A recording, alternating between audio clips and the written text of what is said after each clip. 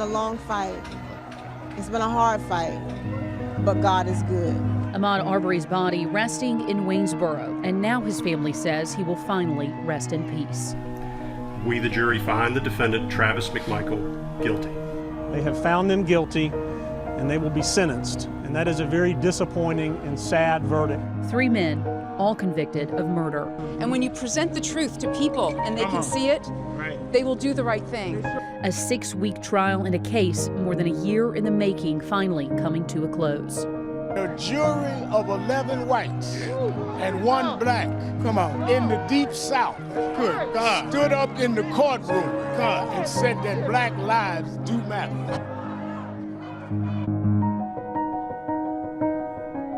That jury found Travis McMichael guilty on all 9 counts, including malice and felony murder. His father, Gregory, found guilty on 8 of the 9 counts, including felony murder. Their neighbor, William Ronnie Bryant, found guilty on 6 out of 9 counts. From the station that's on your side, breaking news.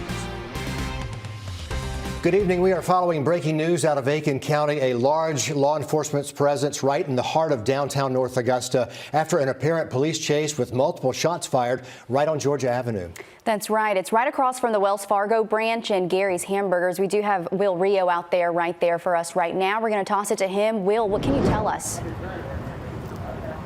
We're not sure how long this road's going to be blocked off. We'll continue to bring you updates as we learn more. Richard, I know you guys had a video. I've not been able to see that yet, but what have you guys seen in the studio so far? Exactly, Will. We're about to talk our viewers through this because we do have some cell phone video because this was obviously a busy part of town.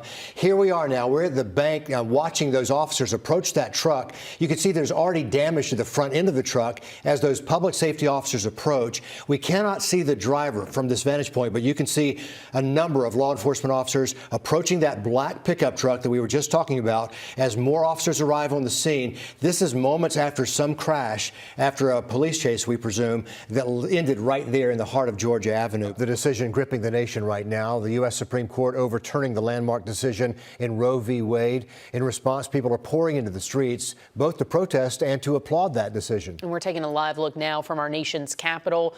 We are also taking a look at South Carolina and New York. We've been following these rallies all day, and if you take a look here in these split screens, you can see there are just hundreds of people all over the country who are speaking up and speaking out, and those protests are still going strong tonight. Emotions running high, as you can imagine, on both sides of the aisle.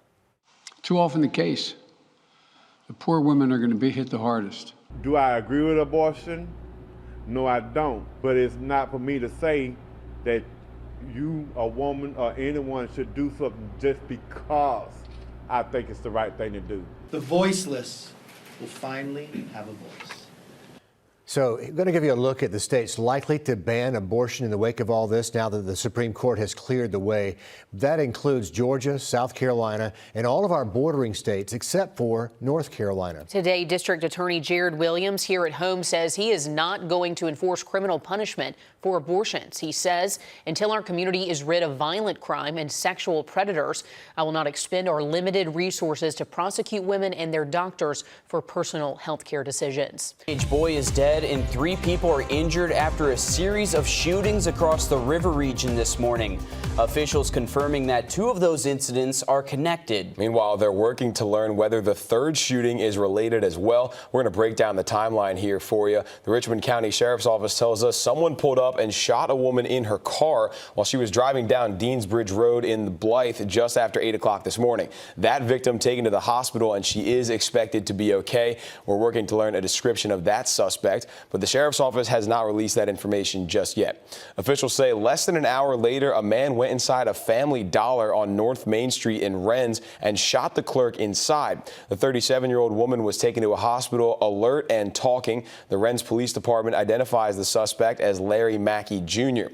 The Aiken County Sheriff's Office says just before noon, Mackey then shot and killed a 14-year-old in his home in Graniteville. Another victim injured and taken to the hospital. Mackey is in custody in Aiken County. That teenager is Nathaniel Johnson, a rising Aiken County High School student. The school district sending out a statement saying, "We are extremely heavy-hearted and heartbroken as a family and as a school district." They call the tragedy another contemptible act of gun violence in our Aiken County community. Our Will Volk joins us live in the studio with how the community is responding, and he digs deeper into the connected shootings. Will? Well, Will, you can see there's comments to that post from Aiken County Public Schools. Carson, who says he taught him in middle school, says he was a great kid and he will be missed. And there have been other people commenting here, sending their prayers and condolences. Now, I talked to one of Nathaniel's neighbors, and this whole experience has just left him feeling so sad. Good evening. It is a very big day in the Peach State. Yet again, Georgia's election rises to national attention.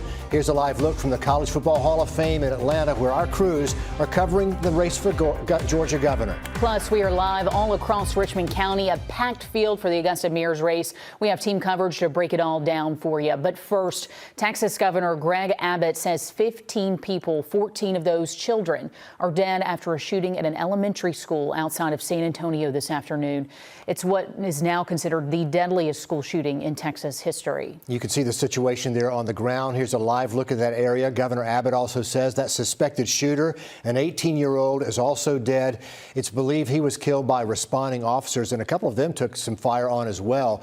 14 students and a teacher died today in that shooting. Just absolutely heartbreaking. And this all took place in the city of Uvalde. It's about 85 miles outside of San Antonio. So still a lot of details coming in about this, and we're going to be following this developing story throughout the night. We'll bring you the very latest as soon as we get it. The aftermath of Georgia's 2020 election launched Governor Brian Kemp to center stage when he upheld the presidential election results. And now he's campaigning for re-election. He is backed, of course, by former Vice President Mike Pence, splitting with the former President Trump. Kemp's primary opponent in the polls is Trump's pick for governor, former U.S. Senator David Perdue.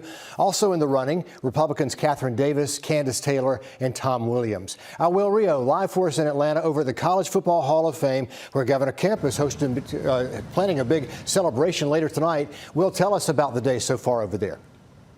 Big elections to talk about here in Augusta. 9 candidates on the ballot. You have a lot of options for the next mayor of Augusta.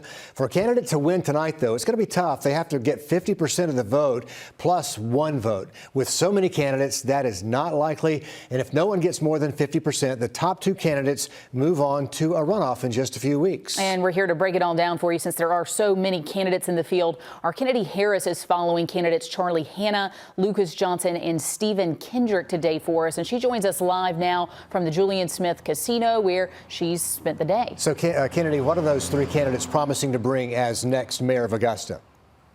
New surveillance video shows the moments a business owner takes a swing at an Augusta commissioner right outside the chambers. We heard from witnesses yesterday that the man who got into a fight with commissioners, Bobby Williams, is a business owner in Augusta, came to support the Augusta Port Authority at the commission meeting, but Mayor Davis would not allow supporters to speak at the podium. They left the meeting angry, leading up to the argument. We're also getting a first look at the incident report that detailed exactly everything that happened. Our Kennedy Harris was there yesterday to witness the aftermath of this tussle. She joins us live now to break down the new video and the new report. Kennedy. Yeah, today the marshal's office says they have issued a warrant for the arrest of the man seen here in the yellow shirt. Hey, we don't do this very often, but we'll just pop in live to our control room because we've got to say goodbye to a couple of very special staffers waving at you. Sadie Maddock there on the left, our producer. Celeste Springer, of course, our reporter on the right. Both moving on, one heading north, one heading south. That's right, and we will certainly miss them. They've been